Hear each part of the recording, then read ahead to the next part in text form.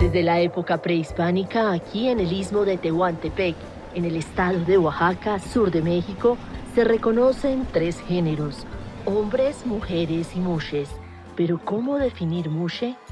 Expertos en la cultura zapoteca hablan de una especie de deidad, seres femeninos atrapados en cuerpos masculinos a quienes la tradición les asigna el destino de bordar, el cuidado de la familia, vestir santos y organizar iglesias para las fiestas tradicionales.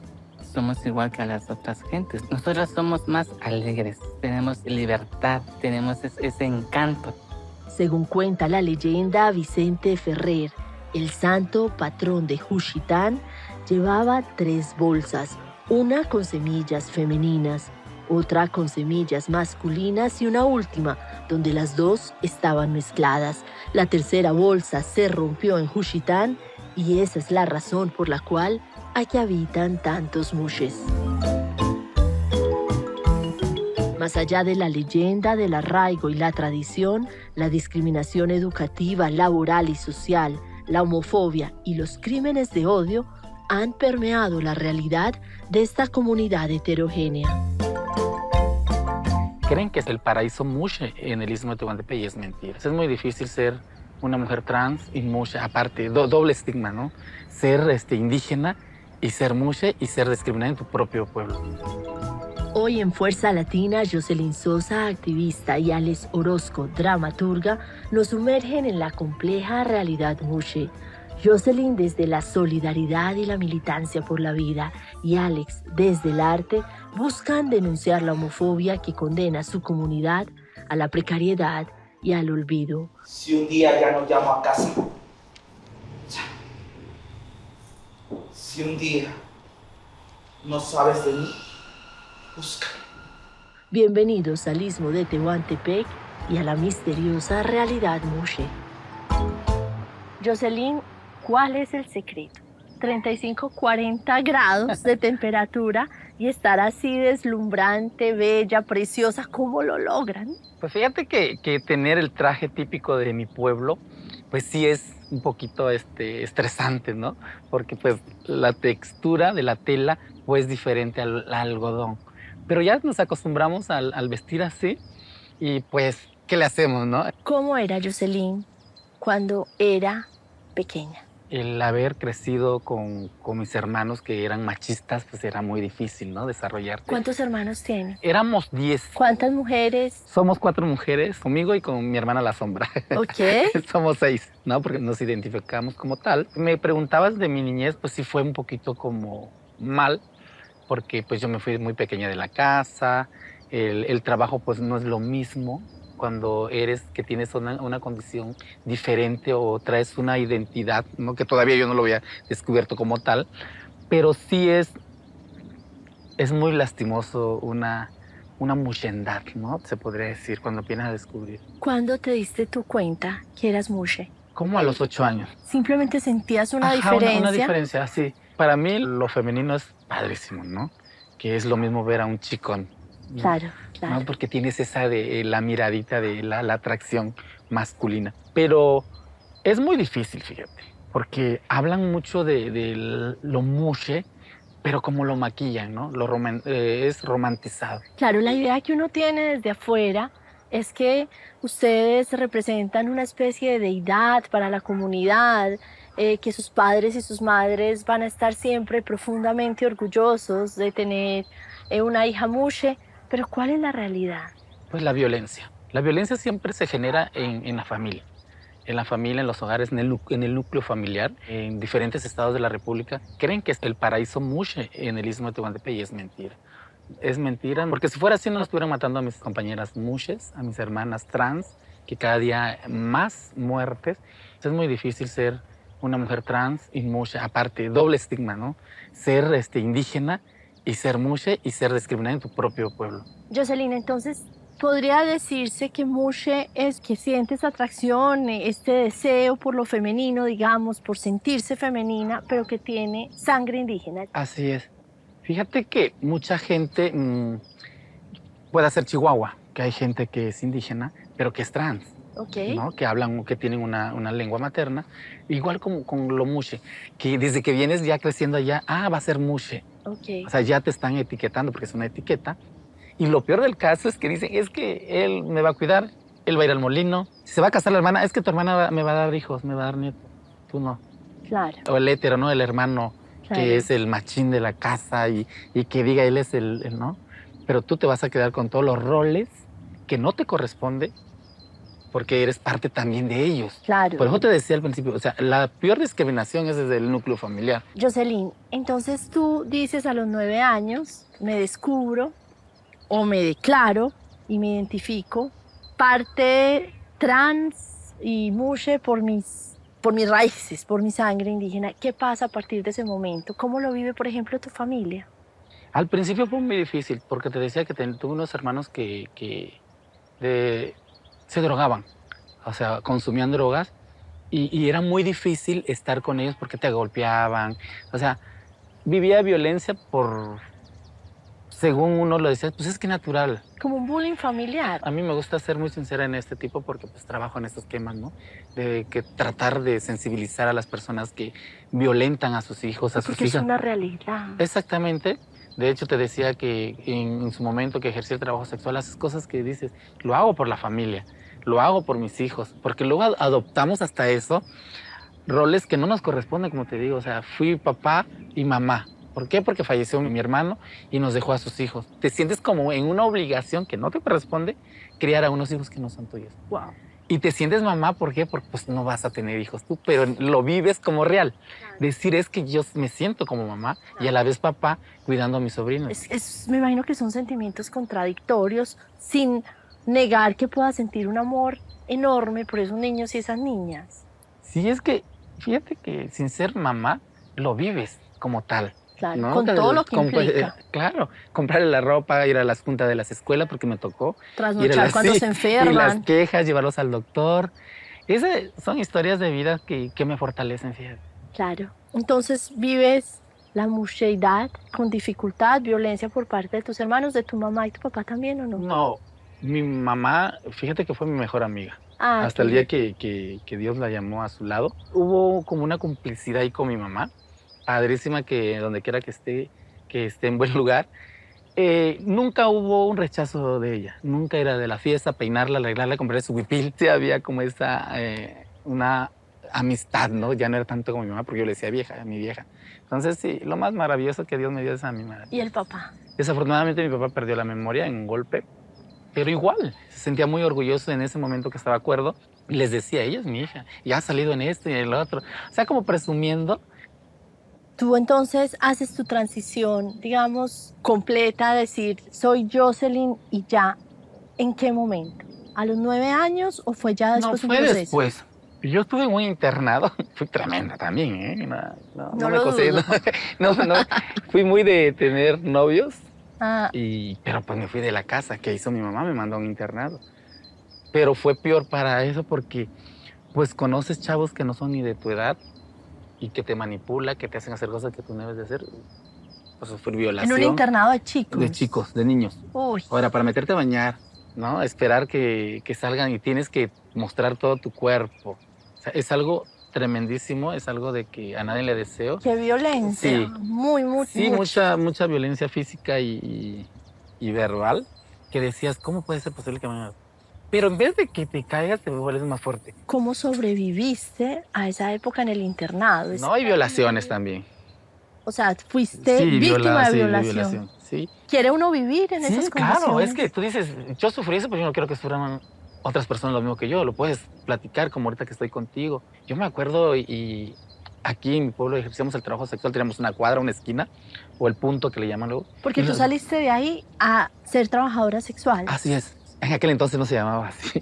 Ahora, era prostitución. Y era muy complicado, pero había también en el trabajo sexual muchísima violencia. ¿Pero por qué decidiste el trabajo sexual? Pues lo vi fácil, te soy sincera, muy fácil. Y era encontrar en el mismo círculos de vicio, porque era un círculo de vicio, pero que ahí lo tenías todo. Claro. Hasta según tú, lo imaginario que tenías amor. ¿Qué te hizo decir no más el trabajo sexual? Salí reactiva de VIH-Sida. Entonces era algo horrible porque pues yo sabía del tema, pero ya con síntomas dije, no, pues esto es. Dije, ya no puedo seguir aquí, ya no era lo mismo. ¿Por qué? Porque llevas un proceso de autoaceptación teniendo una enfermedad que en aquel entonces, hace 14 años, decía, me voy a morir. Claro. Yo sabía que había un tratamiento, pero no sabía si era gratuito y en aquel entonces no era muy visible aquí en mi pueblo esto. Porque tampoco existía la conciencia de que todo trabajo se tenía que hacer con protección. No se era suficientemente riguroso en eso. Yo sí usaba el condón por muchas razones, pero llegas a enamorarte según tú. Y es que cuando nos enamoramos, ¿qué hacemos? ¿No? Soportamos que dices, es que porque lo quiero, lo voy a hacer. Porque me quiere, me pega. Entonces, esta persona sabía que vivía con VIH y en ningún momento me dijo. Cuando yo hice público mi diagnóstico, mucha gente me felicitó y mucha gente me condenó. Claro. Y tu propia familia te puede condenar. Pero tú, digamos, lo adquiriste de un hombre del que te habías enamorado. Así es. De hecho, me lo traje a vivir a la casa. Y cuando yo caigo enferma me pide disculpa. Él terminó desafortunadamente en un penal, ahí murió, porque no llevó su tratamiento. Pero lo perdoné. A raíz de eso creo que también me hice más fuerte. ¿Qué comienza en tu vida a partir de ahí? Pues ahí empieza mi activismo. Con esta satisfacción que Jocelyn habla hoy de su activismo, de ese ayudarle a las y los otros que atraviesan la violencia transgénero, nos trasladamos al centro de Tehuantepec. Aquí Jocelyn nos relata cómo cuando todo parecía derrumbarse, la militancia por la vida la salvó del temor a la muerte. Jocelyn entendió mejor los desafíos que enfrenta su comunidad Mushe, hoy calculada en aproximadamente 3.000 personas discriminadas en términos de educación, de salud y de acceso al trabajo. La militancia, lo político, lo social que uno se va enlazando, que haces público, ¿no? Que te vas generando con la gente, pues eres conocida en mi persona.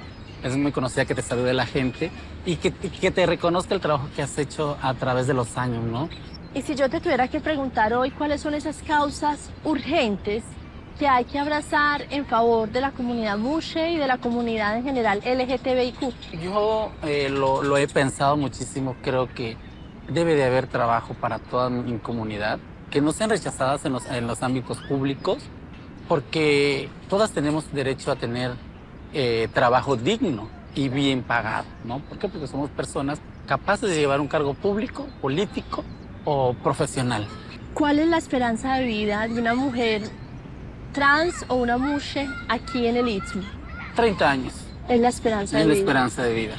¿Cuáles son los peligros que enfrenta? La discriminación, los crímenes de odio.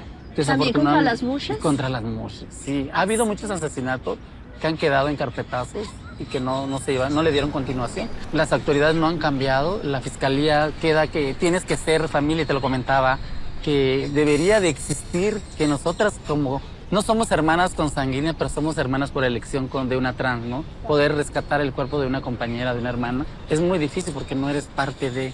La violencia de género hacia la mujer se ha salido de control. Y si alguien quiere apagar tu voz, entonces grita más fuerte, porque tu voz es mi voz. Búscame, sal a la calle a buscarme. Búscame hasta debajo del mejor monumento que tenga este pinche país. Quema lo que sea, pero búscame. Y si alguien se atreve a hablar de mí simplemente porque tiene un micrófono, una cámara, no le creas, porque no sabe el hambre que pasé cuando llegué a esta ciudad. La crudeza de esta realidad, Alex Orozco, dramaturga Mushe, la denuncia en sus obras. Alex salió de su pueblo para, con su talento, intentar conquistar otros mundos.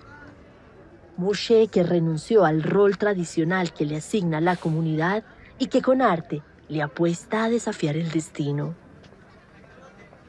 Alex Orozco, artista, gracias por recibirnos aquí en tu tierra natal, parte de tu universo. Muchas gracias a ustedes por estar aquí, por conocer este pedacito de México, de Oaxaca, esto tan caluroso como lo es el Istmo de Tehuantepec. Bienvenidos. Exactamente, gracias Alex. Y quiero preguntarte por qué precisamente era importante para ti que este encuentro sucediera aquí en el mercado con una sensación térmica de 45 grados centígrados. Yo empecé a hacer teatro porque quería que el teatro fuera accesible para todos, ¿no? Y también el lenguaje de mis textos es muy coloquial para que lo pueda entender la gente del mercado, esto. Y además porque gran parte de mi infancia la pasé en el mercado. Parte de tu infancia la Sí, pasaste en aquí. el mercado. ¿Por ¿no? qué? Mira, cuando era niño, más pequeña, mi abuelo era cargador. ¿Qué quiere decir cargador? Que cargaba cosas de la gente y le pagaban. Con un diablo, un carretón. Ok. Entonces, pues a mí me gustaba mucho. O sea, salía de la escuela y me venía al centro, ¿no? Me gustaba ver a mi abuelo. Y mi abuelo en aquel momento, en aquel entonces, me dijo, si no estudias, esto va a ser para ti. ¿no? Esto será tu destino. Sí, claro, este carretón va a ser tuyo. Y ahí el chip me cambió y dije, yo no quiero esto todo. Sí, es un trabajo muy honrado.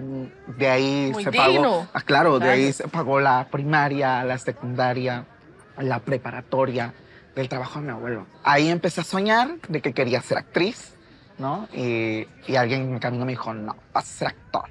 Cuando yo me di cuenta fue cuando él me dijo de que iba a ser primero princesa.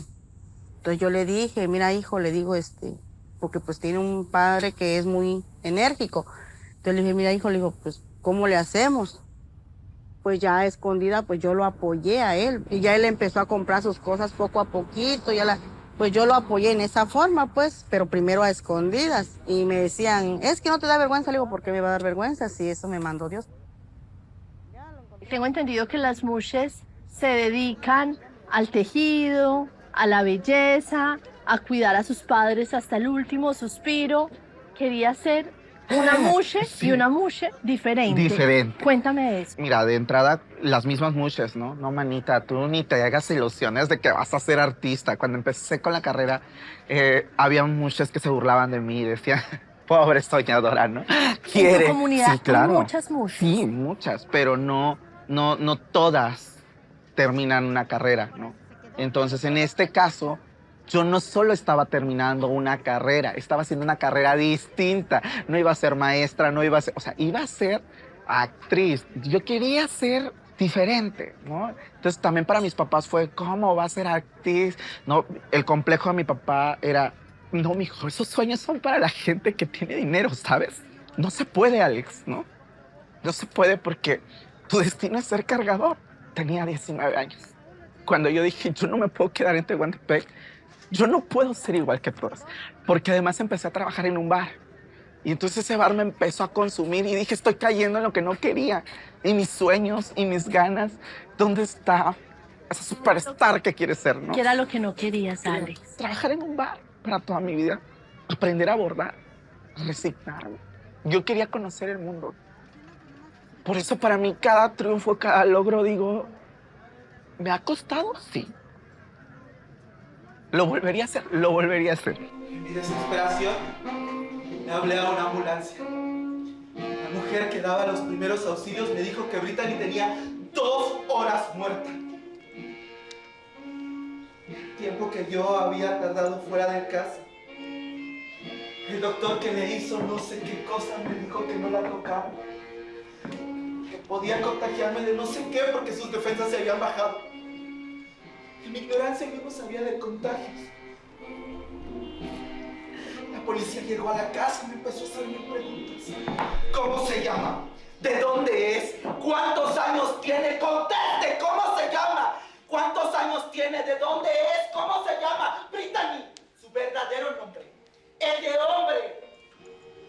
El día que yo salgo de los ACTP, a lo mejor del teatro mexicano, nominada como actriz, todo el mundo esperaba que yo gritara y que revolucionara. Yo lo único que hice fue pararme frente al espejo y decir, no sé si se puede decir esta palabra, pero yo lo dije así, a huevo, cabrón, a huevo, eres actriz, créetela. Porque no se lo prometí a mi mamá ni a nadie, me lo prometí a mí, algún día voy a ser actriz. Y lo eres. Y lo soy. Claro. ¿No? Hoy por hoy, todo lo que me he prometido a mí mismo, me lo he cumplido. Cuando tenía 22 años, me dio esa extraña enfermedad que les da solo a ustedes, los de la ciudad. Depresión y ansiedad. Ya te dio, manita fea. Aquí en mi pueblo no se da ese, tú.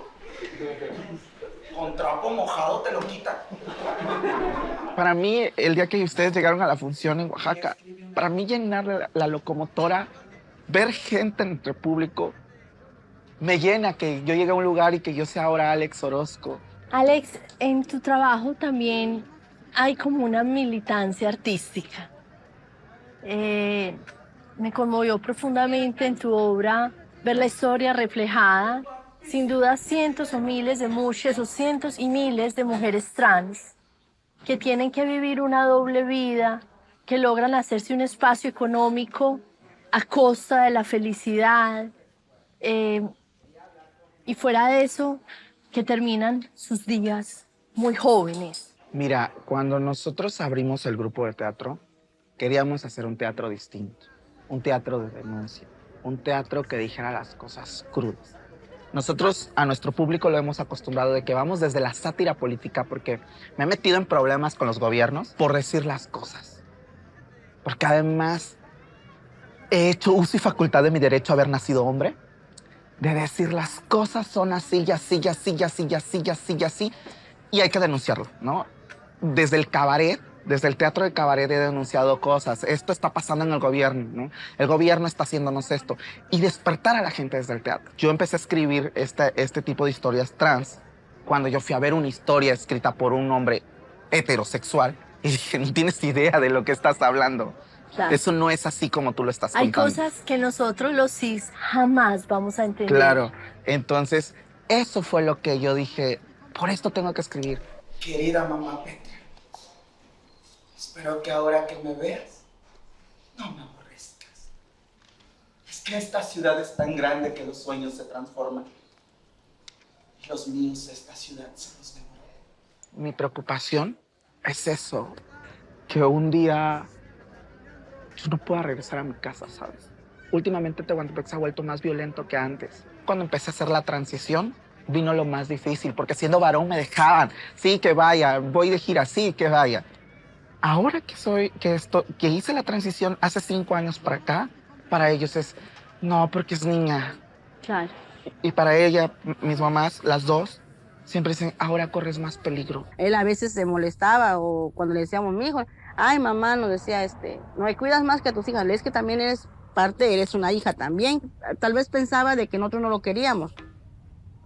Y nuestra audiencia debe preguntarse por qué empapadas del calor, pero era muy importante estar aquí. Empezaste aquí, de aquí también sacaste las historias que alimentan tu arte. Claro, claro.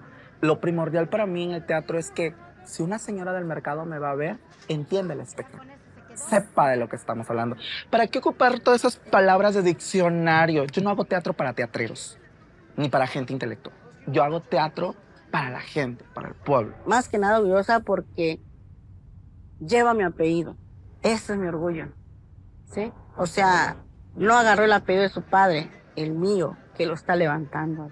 Soy la madre más feliz porque de todas, me imagino, de todas las personas que tenemos un hijo mushe, no es artista como mi hijo.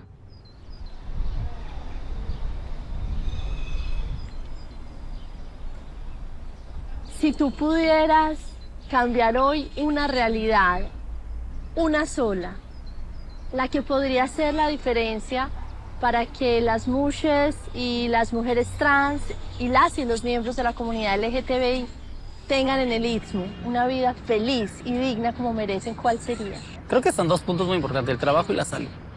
Hoy no a Jocelyn, la militante, sino a Jocelyn, el ser humano, la mujer, la madre de esos sobrinos, la hija de esa madre que acompañó hasta el final.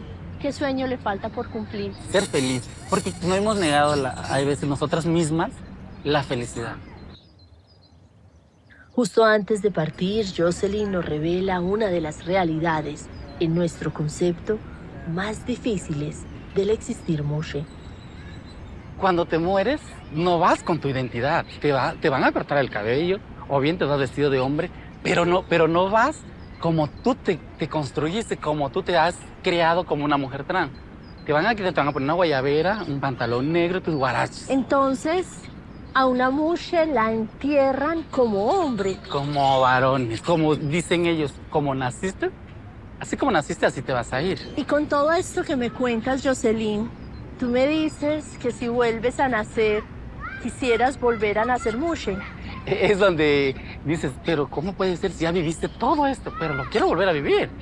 ¿Por qué? Porque es fascinante ser como soy. O sea, ¿cómo me acepto? Y es por historias de vida Mushe como la de Jocelyn o la de Alex que de Tehuantepec nos llevamos sus sonrisas, la dignidad de sus luchas por reivindicar la diferencia y por sobrevivir. Esta es mi historia de vida mía. Yo la construí, yo la estoy, y yo la puedo destruir. No soy diferente porque no tengo dos cabezas. Claro. Soy igual que tú, soy un ser humano y chingón. Chingona. Oh, no. Qué lindo.